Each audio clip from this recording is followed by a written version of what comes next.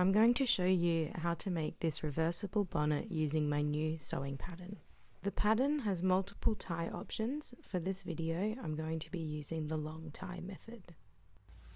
I will also be using a patchwork method for my fabric. For the materials, you will need fabric scissors, a sewing machine, a spool of thread, pins, fabric 1, I'll be using my patchwork, which I'll also be using for my ties, fabric 2, hand sewing needle, and an iron. Both of your fabrics should have no stretch. You can begin by cutting out your fabric pieces. This pattern uses A4 size paper. I started by ironing my fabric because it was creased. For my bonnet, I wanted to use up all of my scrap sample pieces that I've been collecting from the markets recently. I started by selecting all of the woven striped fabrics and then arranging them around the shape of the patterns. I then pinned them and top stitched all of the pieces together, adding reinforcement where I felt necessary, and then I cut them out to the shape. This pattern uses 6 panels for each fabric choice.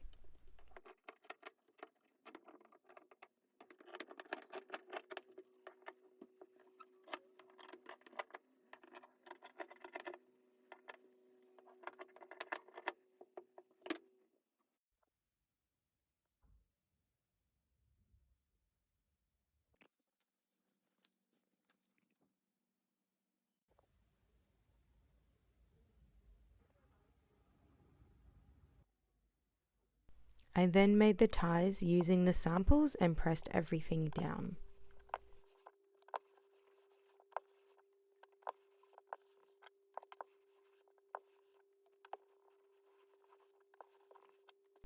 I then repeated these steps for fabric 2.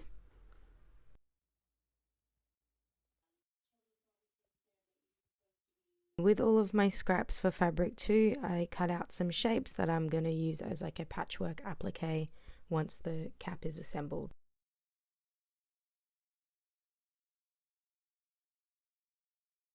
In order to assemble your caps, place the top panel facing right sides together and stitch along the center front seam, and then stitch the seam down.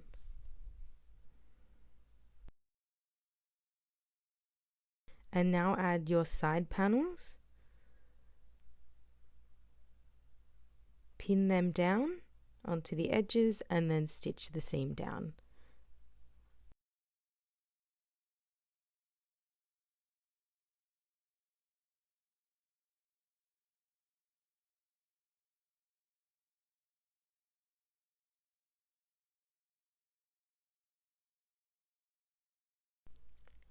And now with your back pieces, make sure that the center back seam is facing each other, and then right sides together, stitch the seams down.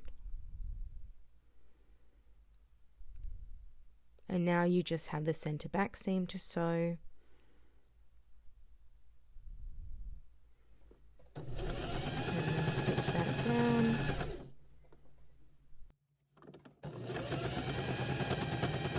And now you have your first piece. I decided to add a little star onto that, and then I repeated all of these steps for fabric number 2, and just before I sewed my center back seam down, I decided now would be a good time to add my applique pieces. I just top stitched all of them down. I wanted it to feel a bit DIY.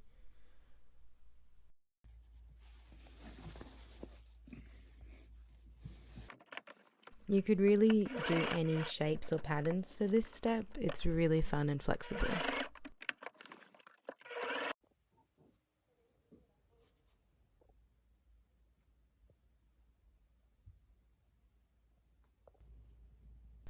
And now we need to work on the ties. This method uses a ribbon to assist in turning out the ties. Place the ties right side to right side with the ribbon lengthwise between, and make sure that it is poking out of both ends. Pin these pieces down and then you'll want to stitch 3 edges, leaving an opening on one of the tall edges. I do recommend stitching over the ribbon a couple of times to really reinforce it. Once sewn, cut off all of the excess to make turning out easier. Turning out is always difficult. The ribbon method does help, but it's not a flawless option. So you just want to slowly turn it through. You can use a pencil or a paintbrush at this point to kind of poke it through a bit. I accidentally pulled a bit too hard and broke my ribbon, and then used the paintbrush to get the rest through.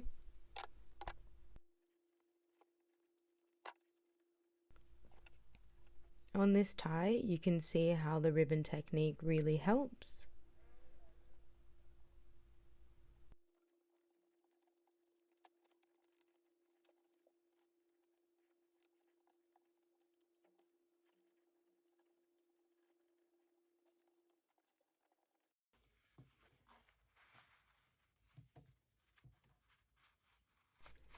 Here you can see the ribbon technique working and helping me pull it all through. I then used a paintbrush to just get those corners.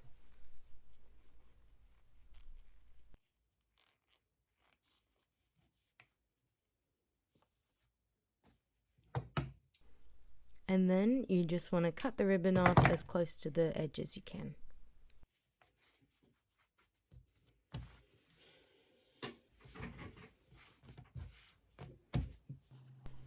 Place the bonnets right sides together, facing seams outward, and then place your ribbons with their corresponding fabric choice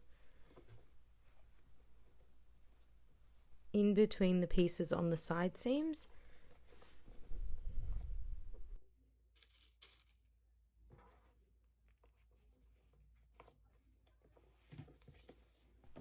Make sure that the length of the ribbon is facing inside of the cap, because we're going to flip this inside out.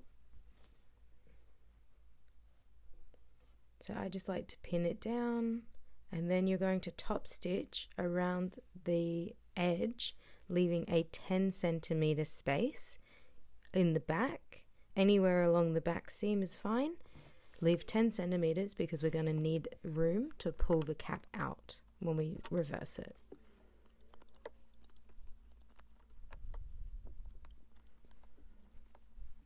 Just going to trim some of the excess, and you can see here my 10 centimeter gap. I'm reaching in and then I'm pulling it out, and just being really careful not to tear anything.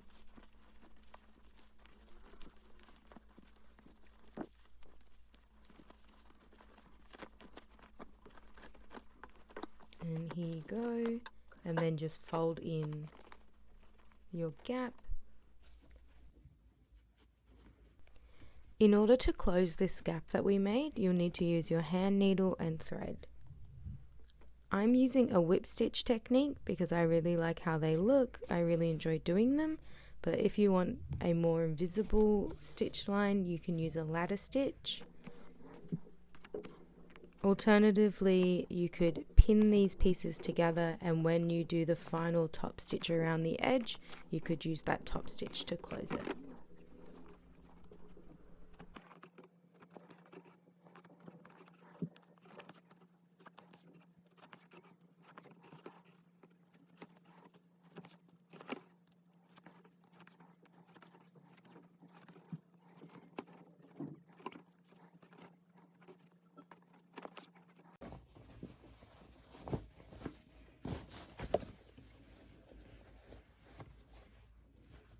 And now that you've done the top stitch, the hat is done, and I think it's really cute.